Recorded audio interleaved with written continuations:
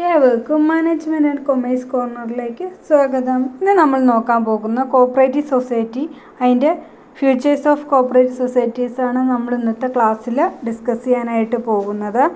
First one എന്ന് പറയുന്നത് cooperative സൊസൈറ്റിയാണ്.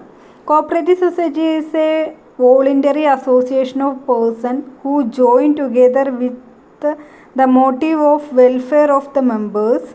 The main principle underlying a cooperative organization is mutual help. എന്താ പറഞ്ഞിരിക്കുന്നത്? Cooperative society എന്ന് പറഞ്ഞാൽ വോളണ്ടറി അസോസിയേഷൻ ഓഫ് പേഴ്സൺ ആണ്.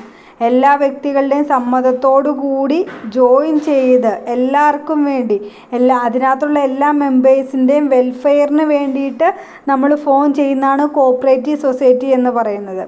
ഇപ്പോൾ കോപ്പറേറ്റീവ് സൊസൈറ്റി എന്ന് പറഞ്ഞാൽ എന്താണെന്ന് പറഞ്ഞാൽ വോളണ്ടറി അസോസിയേഷൻ, എല്ലാവരുടെയും സ്വയം സമ്മതത്തോടു കൂടി എല്ലാ മെമ്പേഴ്സും കൂടി ചേർന്ന് രൂപം എടുക്കുന്നതാണ് കോപ്പറേറ്റീവ് സൊസൈറ്റീസ് എന്ന് പറയുന്നത്.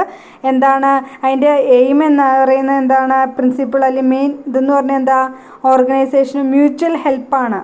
ആ മെമ്പേഴ്സിലുള്ളവർക്ക് എല്ലാവർക്കും mutual help. Each for all and all for each. എന്താണ് പറയുന്നത്? എല്ലാവർക്കും വേണ്ടി ഒന്നിച്ച് ഫോം ചെയ്യുന്ന each for all, all for each. എല്ലാവർക്കും വേണ്ടി എല്ലാവരും കൂടി ചെയ്യുക. അല്ലെങ്കിൽ എന്താണ്?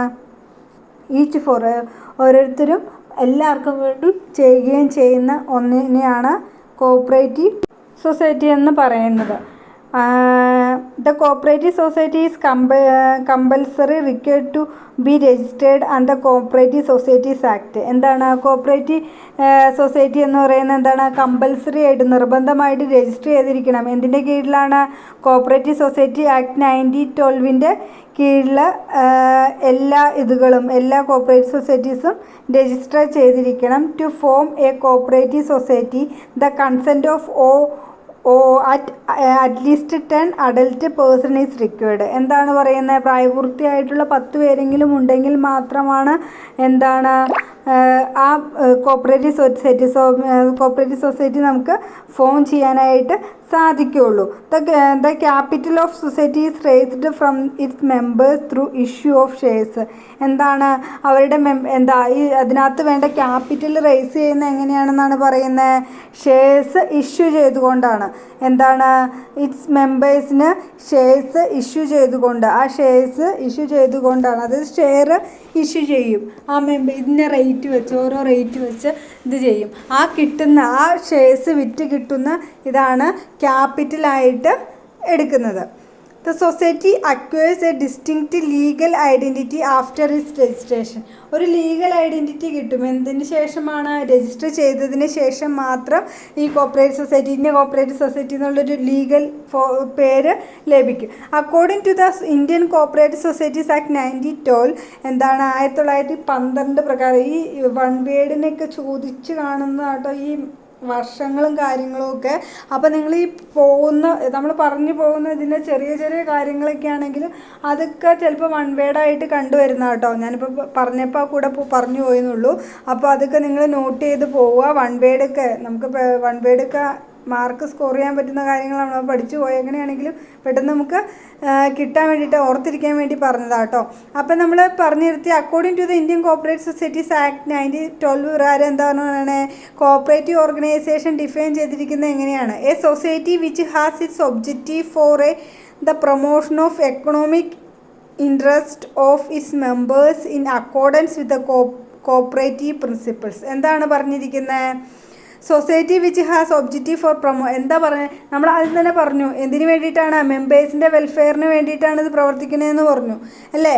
അപ്പോൾ അതിൻ്റെ മെയിൻ ഒബ്ജക്റ്റീവായിട്ട് പറയുന്നത് എന്താ? പ്രൊമോഷൻ ഓഫ് എക്കണോമിക് ഇൻട്രസ്റ്റ്, അതായത് സാമ്പത്തികമായിട്ടുള്ള ഇൻട്രസ്റ്റ് എന്തിനു വേണ്ടിയിട്ടുള്ളതാണ്? ആ മെമ്പേഴ്സിനുള്ള അക്കോർഡിംഗ് ടു കോപ്പറേറ്റീവ് പ്രിൻസിപ്പിൾസിൻ്റെ ബേസിൽ, അതായത് നിലവിൽ നിൽക്കുന്ന കോപ്പറേറ്റീവ് പ്രിൻസിപ്പിൾസിൻ്റെ ബേസിൽ പ്രവർത്തിക്കുന്ന ഒരു ഇതാണ്. നമ്മൾ എന്തിനു വേണ്ടിയിട്ടാണെന്ന് പറഞ്ഞാൽ മെമ്പേഴ്സിൻ്റെ സാമ്പത്തിക ഭദ്രതയ്ക്കും അല്ല മെമ്പേഴ്സിന് വേണ്ടിയിട്ട്, അതിലുള്ള മെമ്പേഴ്സിൻ്റെ ബെനിഫിറ്റ്സിന് വേണ്ടിയിട്ടാണ്, അതിൻ്റെ വെൽഫെയറിന് വേണ്ടിയിട്ടാണ് കോപ്പറേറ്റീവ് സൊസൈറ്റി ഫോം ചെയ്യുന്നതെന്ന് പറഞ്ഞു. അത് തന്നെയാണ് ഇപ്പോൾ ഡെഫിനിഷനിലും പറഞ്ഞു പോയിരിക്കുന്നത്. ഇനി നമുക്ക് നെക്സ്റ്റ് അതിൻ്റെ ഫ്യൂച്ചേഴ്സ്, കോപ്പറേറ്റീവ് സൊസൈറ്റീൻ്റെ ഫ്യൂച്ചേഴ്സ് എന്തൊക്കെയാണെന്ന് നോക്കാം. ഫസ്റ്റ് ഫ്യൂച്ചറായിട്ട് പറയുന്ന voluntary മെമ്പർഷിപ്പാണ്. In cooperative, the membership is voluntary. Anybody having a common interest is free to join a cooperative society. Membership is open to all, irrespective of their religion, caste, and gender. A member is free to leave the society at any time after giving a proper notice. Voluntary മെമ്പർഷിപ്പാണ് first ഇതെന്ന് പറയുന്നത്. അതായത് സ്വയം സമ്മതത്തോടു കൂടി, അതായത് സ്വയം ഒരു ഇൻട്രസ്റ്റോടു കൂടി ആർക്ക് വേണമെങ്കിലും മെമ്പർഷിപ്പ് എടുക്കാനായിട്ട് സാധിക്കും കോപ്പറേറ്റീവ് സൊസൈറ്റീസിൽ. എനിബഡി ഹാവിങ് എ കോമൺ ഒരു ഇൻട്രസ്റ്റോടു കൂടി ജോയിൻ ചെയ്യാനായിട്ട് പറ്റും. ദ മെമ്പർഷിപ്പ് ഓപ്പൺ ചെയ്യാം ആർക്ക് വേണമെങ്കിലും, റിലീജിയൻ്റെയോ കാസ്റ്റിൻ്റെയോ അല്ലെങ്കിൽ ജെൻഡറിൻ്റെയോ വ്യത്യാസമില്ലാതെ ആർക്ക് വേണമെങ്കിലും കോപ്പറേറ്റീവ് സൊസൈറ്റിയിൽ മെമ്പർഷിപ്പ് എടുക്കാനായിട്ട് സാധിക്കും. A member is free to leave the society at any time after giving a proper notice. ഒരു എപ്പോൾ വേണമെങ്കിലും നമുക്ക് ഇത് ചെയ്യാനായിട്ട് സാധിക്കുന്നത് പോലെ തന്നെ എപ്പോൾ വേണമെങ്കിലും നമുക്ക് ആ സൊസൈറ്റിയിൽ നിന്ന് പിന്നെ പോരാനായിട്ട് സാധിക്കും. വിത്ത് ഒരു നോട്ടീസ്, പ്രോപ്പറായിട്ടുള്ളൊരു നോട്ടീസ് ഗിവൺ ചെയ്ത് കഴിഞ്ഞ് കഴിഞ്ഞാൽ ആ മെമ്പർക്ക് എപ്പോൾ വേണമെങ്കിൽ നിന്നും ആ സൊസൈറ്റിയിൽ നിന്ന് പിരിഞ്ഞു പോകാനായിട്ട് സാധിക്കും. സെക്കൻഡ് വൺ എന്ന് പറയുന്നത് ലീഗൽ സ്റ്റാറ്റസ് ആണ്. സെക്കൻഡ് വൺ എന്ന് പറയുന്നത് ലീഗൽ സ്റ്റാറ്റസ് ആണ് പറയുന്നത് കേട്ടോ. A cooperative society is compulsorily required to be registered under the cooperative societies act 1912. After registration the cooperative society get the separate legal existence apart from its members. As the result of its separate legal status, the death, insanity, insolvency or impressment of the members will not affect the existence of the society. എന്താണ് പറയുന്നത്? Legal status എന്ന് പറയുന്നത് cooperative society എന്തായിരിക്കും? Compulsory ആയിട്ട് register ചെയ്തിരിക്കണമെന്ന് പറഞ്ഞു. പാർട്ണർഷിപ്പും മറ്റും പോലെയല്ല, ഇത് കമ്പൽസറി നിർബന്ധമായിട്ടും രജിസ്റ്റർ ചെയ്തിരിക്കണം. 1912 അതായത് കോപ്പറേറ്റീവ്സ് ആക്ട് 1912 പ്രകാരം കമ്പൽസറി ആയിട്ട് രജിസ്റ്റർ ചെയ്തിരിക്കുകയും അതുപോലെ തന്നെ അതുകൊണ്ട് തന്നെ ഒരു സെപ്പറേറ്റ് ലീഗൽ എക്സിസ്റ്റൻസ് ഈ ഇതിൻ്റെ മെമ്പേഴ്സിനും അതുപോലെ തന്നെ സൊസൈറ്റിക്കും ലഭിക്കും. ലീഗലായിട്ടുള്ള എല്ലാ ഇതുകളും ആനുകൂല്യങ്ങളും മെമ്പേഴ്സിനും ആ കോപ്പറേറ്റീവ് സൊസൈറ്റിക്കും ലഭിക്കും എന്നാണ് പറയുന്നത്. ഇനി ഡെത്ത് സംഭവിക്കുക അല്ലെങ്കിൽ ഇൻസാനിറ്റി, ഒരു മെമ്പറിൻ്റെ മരണം സംഭവിക്കുക, അല്ലെങ്കിൽ പാപ്പനായിട്ട് പ്രഖ്യാപിക്കുക, അല്ലെങ്കിൽ ഇൻസോൾവൻ്റ് മാനസികമായിട്ട് വിഭ്രാന്തി സംഭവിക്കുക, അല്ലെങ്കിൽ ആരോഗ്യപരമായിട്ട് ഒട്ടും റെസ്പോണ്ട് ചെയ്യാൻ പറ്റില്ലാത്ത അവസ്ഥയിലേക്ക് എത്തുക, അങ്ങനെയുള്ള കാര്യങ്ങൾക്ക് വന്നു കഴിഞ്ഞ് കഴിഞ്ഞാൽ തന്നെ as A result separate legal status ആണ്. അങ്ങനെയുള്ള കേസുകളിലെ മെമ്പേഴ്സിന് പ്രത്യേക പരിഗണനയും കാര്യങ്ങളും ഇത് രജിസ്റ്റർ ചെയ്തത് വഴി, ലീഗലി രജിസ്റ്റർ ചെയ്തത് കൊണ്ടുള്ള ബെനിഫിറ്റ്സ് ലഭിക്കും എന്നാണ് പറയുന്നത്. രജിസ്ട്രേഷൻ എന്ന് പറയുന്നത് കമ്പൽസറി ആണ്. ലിമിറ്റഡ് ലൈബിലിറ്റി അടുത്ത ഫ്യൂച്ചറായിട്ട് പറയുന്നതാണ്. Liability of the members of a cooperative society is limited to the extent of capital contributed by them. The personal assets of members are not used to pay off the debts of the society. എന്താണ് പറഞ്ഞത്? Limited liability ആണ്. Cooperative സൊസൈറ്റിനെ സംബന്ധിച്ച് limited liability ആണെന്നാണ് പറഞ്ഞിരിക്കുന്നത്. Members cooperative സൊസൈറ്റിയിൽ എത്രമാത്രമാണ് അവർ capital contribute ചെയ്തിരിക്കുന്നത്, ആ capital contribute ചെയ്തതിൻ്റെ ബേസിൽ മാത്രമാണ് അവർക്ക് ബാധ്യതകൾ വരുള്ളൂ. എത്ര രൂപയാണോ അവർ ഇൻവെസ്റ്റ് ചെയ്തിരിക്കുന്നത്, ക്യാപിറ്റലായിട്ട് കോൺട്രിബ്യൂട്ട് ചെയ്തിരിക്കുന്നത്, നൽകിയിരിക്കുന്നത്, അതിൻ്റെ ബേസിൽ മാത്രമാണ് അവർക്ക് ലയബിലിറ്റി വരുള്ളൂ. അല്ലാതെ അവരുടെ പേഴ്സണൽ പ്രോപ്പർട്ടീസും കാര്യങ്ങളും അറ്റാച്ച് സോൾ പ്രൊപ്പറേറ്റർഷിപ്പ് നമ്മൾ പഠിച്ചപ്പോൾ പറഞ്ഞു, ആ വ്യക്തി ആയതുകൊണ്ട് ആ വ്യക്തിക്കുള്ള എല്ലാ അസറ്റുകളും മറ്റും അറ്റാച്ച് ചെയ്യുമെന്ന് പറഞ്ഞു. എന്നാൽ കോപ്പറേറ്റീവ് സൊസൈറ്റി കേസിൽ ആ വ്യക്തി എത്രമാത്രമാണോ കോൺട്രിബ്യൂട്ട് ചെയ്തിരിക്കുന്നത് അത്ര എമൗണ്ട് മാത്രമാണ് ആളുടെ കയ്യിൽ നിന്ന് ഇത് ചെയ്യുകയുള്ളൂ. The personal assets of members are not used to pay off the debts of the society. സൊസൈറ്റിയുടെ ഡെബ്റ്റ്സ് പേ ചെയ്യാനായിട്ട് വ്യക്തിയുടെ പേഴ്സണൽ പ്രോപ്പർട്ടീസ് ഒന്നും നമ്മൾ യൂസ് ചെയ്യുകയില്ല. ഇനി അടുത്ത ഫ്യൂച്ചർ ഏതാണ്? നെക്സ്റ്റ് പോയിന്റ് ആയിട്ട് വരുന്ന കൺട്രോളാണ്. Control of the cooperative society is the hands of managing committee. The managing committee is selected by the members on the principle of one man one vote. The system of voting pattern of members given the cooperative society as a democratic character. Control ചെയ്യുന്നതെന്ന് പറഞ്ഞു കഴിഞ്ഞാൽ managing കമ്മിറ്റിയാണ് ഇതിൻ്റെ control ചെയ്യുന്നതെന്ന് പറഞ്ഞു. ഈ managing കമ്മിറ്റീനെ elect ചെയ്യുന്ന ആരാണ്?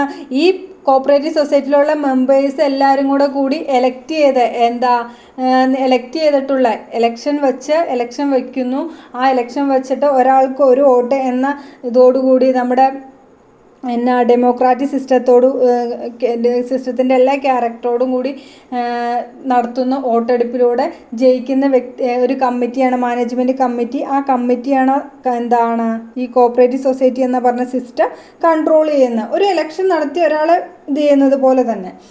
അടുത്തത് service motive. The main motive of cooperative society to provide service to its members and it's not to earn profit. എന്താണ് കോപ്പറേറ്റീവ് സൊസൈറ്റിയുടെ സർവീസ് മോട്ടീവാണ്. ആ മെമ്പേഴ്സിൻ്റെ ബെനിഫിറ്റ്സിന് വേണ്ടി പ്രവർത്തിക്കുകയും നോട്ട് ടു ഏൺ പ്രോഫിറ്റ് നേടുക എന്ന് മാത്രമായിരുന്നില്ല, ആ സൊസൈറ്റിയുടെ മെമ്പേഴ്സിൻ്റെ ബെനിഫിറ്റ്സിന് വേണ്ടി പ്രവർത്തിക്കുന്നതാണ്. സർവീസ് മോട്ടീവാണ് മെയിൻ എന്ന് പറയുന്നത്. Next, distribution of surplus. Any surplus generated in the cooperative society will be distributed amongst the members as dividend and bonus. ഈ സൊസൈറ്റിയിൽ നിന്ന് എന്തെങ്കിലും ബെനിഫിറ്റ്സ് ഇയർ എൻഡിങ്ങിലെ കാര്യങ്ങളിലും ലഭിച്ചാൽ അത് കോൺട്രിബ്യൂട്ട് ചെയ്യും മെമ്പേഴ്സിന്. അതായത് ഇപ്പോൾ എത്ര രൂപയാണെങ്കിലും കിട്ടി അതിൻ്റെ ലാഭവീതം ഡിവിഡൻഡ് അല്ലെങ്കിൽ ബോണസിൻ്റെ രൂപത്തിൽ ആ മെമ്പേഴ്സിന് കൊടുക്കുകയും ചെയ്യും. ഇതാണ് ഇപ്പോൾ പറഞ്ഞ കോപ്പറേറ്റീവ് സൊസൈറ്റിയും അതിൻ്റെ ഫ്യൂച്ചേഴ്സുമാണ് നമ്മളിന്ന് ഡിസ്കസ് ചെയ്തത്.